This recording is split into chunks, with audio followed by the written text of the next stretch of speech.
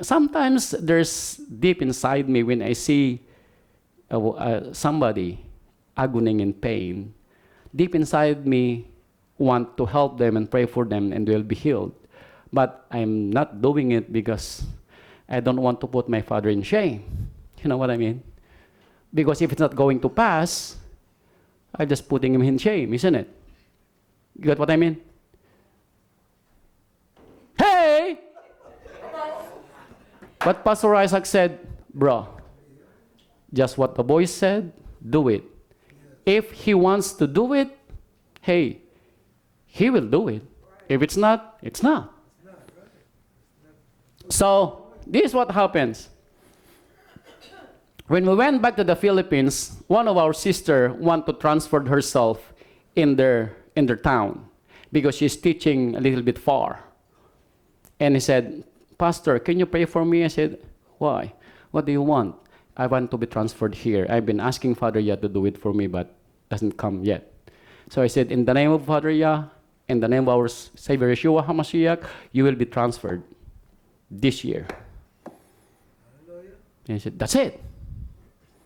So a week before we come here, back, I asked her, what happened to your transfer? Oh, Pastor, he said, I'm not going to be transferred this year. I said, why? Because I put my paper late. What? You submitted your paper late? That's why she was not going to be transferred this year? I said, God, I said to myself, why on earth you're going to ask for transfer, and then you're going to give your request late? But nevertheless, a day we're going back here Monday. And then Sunday, I learned that her superintendent was my former supervisor when I was in the Philippines. Mind you, that was 15, 16 years ago. And said, huh. And the boy said, make a letter. Are you sure? Yeah, just make a letter. Now, when I made that letter, mind you, it's been 15 or 16 years ago. So I don't know if he still remembers me. But I made that letter. I said, I don't know if you still remember me. I wish I can come to your office personally, but I can't because I'm going back to U.S. tomorrow. But through the name of Father Yah, this sister wants to be transferred in her hometown. And I know of you that you're going to do the right thing. Father Yah will bless you more. And I'm hoping one day I'm going to see you personally. And I said, give this to him personally. So I put it on email, and then I scan it and give it to her by email. I mind you, that's not original already. I signed, but it's not original. It's only scanned. So she asked her husband to be the one to deliver my letter.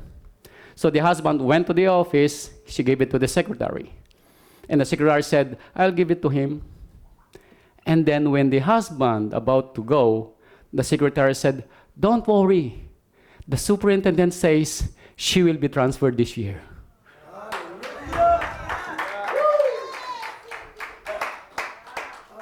And you know what happened? 3 days after that, when our sister got that transferred letter, one of the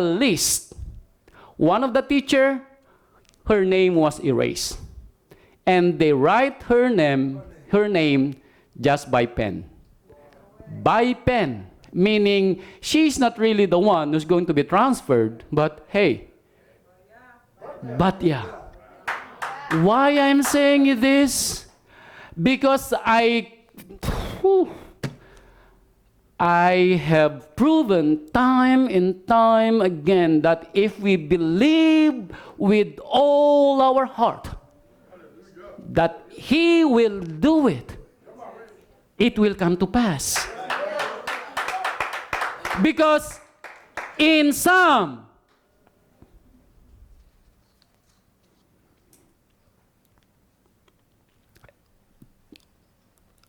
chapter 145, verse 18.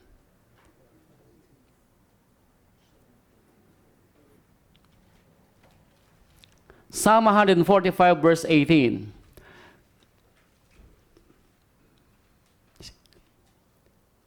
When we ask a lot of things. Maybe for our wife, for our husband, maybe for our children, maybe for a coworker, maybe for our job. But then, do we believe what we are asking? And then what kind of petition we are doing? Because we ask, but. You see, that's the title of our lesson. We ask, but. And that's it. I don't know why it says but. And there's the reason why Father Yah asked me to explain it. And he says in chapter 145 verse 18, Father Yah is near to all who call upon him. Yes. Meaning everybody can call upon him? Yeah. But look at the second one. To all, now, he is trying to explain the meaning of the word all in the first one. He says, to all who call upon him, in who? Truth. In truth. What is the meaning in truth? If you ask, but you don't believe that Father Yah is the one he is, he can do it. If you ask, if knowing the truth that he is the one you are asking that can do the things for you, which is impossible for you sometimes to think about it, if you ask that he is the only one who can do it for you, then you are asking him in truth. Because he is the truth. So all people who call on him should know him first before you call him. Because there's no point of calling somebody. It's like, I need somebody to fix my car. And I will call Wesley. And I don't trust Wesley that's going to fix my car. Why should I call him in the first place?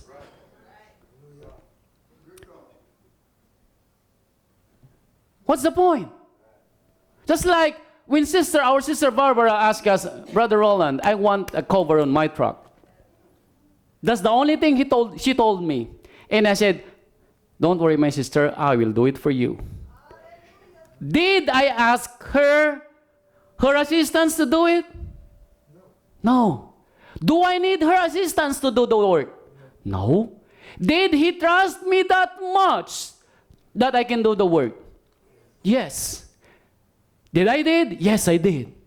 If I am a human that you trust me to do something and I did it for you because you trust me that much I can do it, how much more our Father?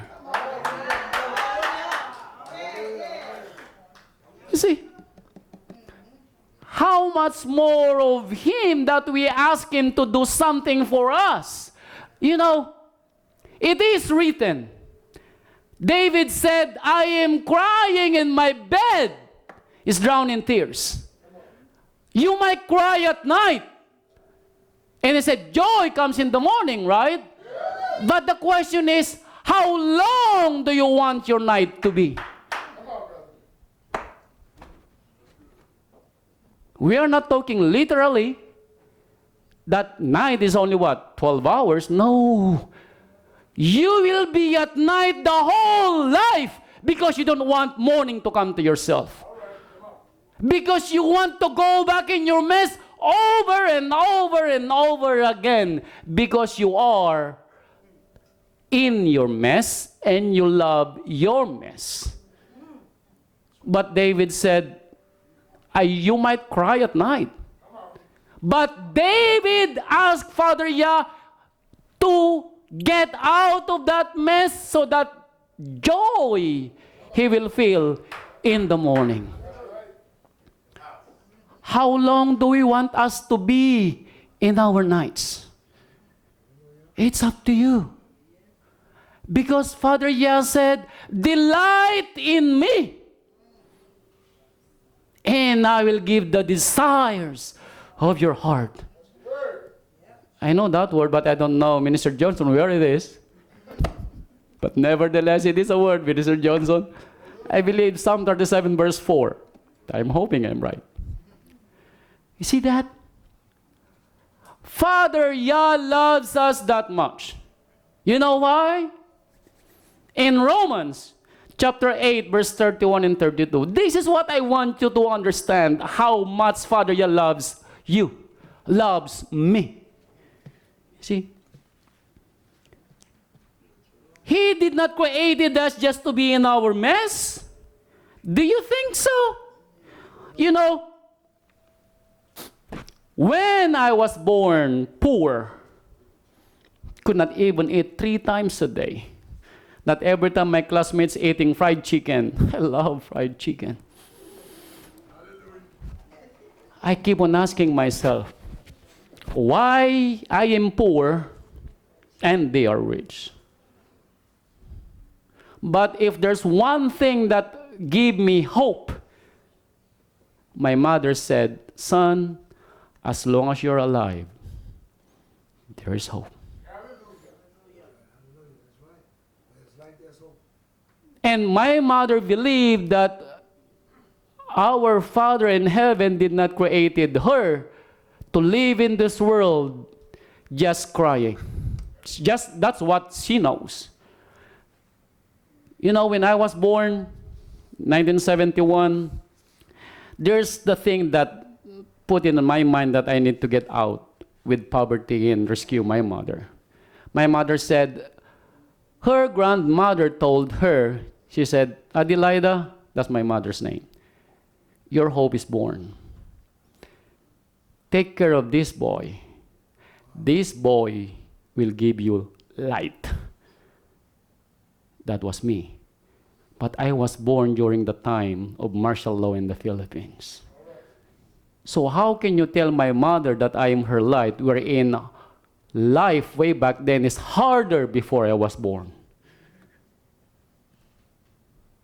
Curfew, my daddy is only what, 2nd grade? What job is my daddy going to get? And they have 9 children? And my dad is only what? Earning $1 a day way back then? So how can you feed 9 children? Can you imagine the mess that they have? But there's one thing that mother told me. Son, you are my hope. At early age, she told me that. Because I believe that too. Because if people going to get what they want, I said, someday I can do the same thing. That's my hope. Now I understand why He's giving us this. Because He loves us that much. Look at Romans chapter 8, verse 31 and 32. 21, 22. Oh, no, 31, 32. Look at this. He said, what then shall we say to this? If Almighty Yah, our Elohim, is for us, who is against us? Right. So how do you feel gloomy and not joy? How do you feel depressed and not satisfied? How do you feel in your old rugged truck and envy that Mercedes-Benz next door?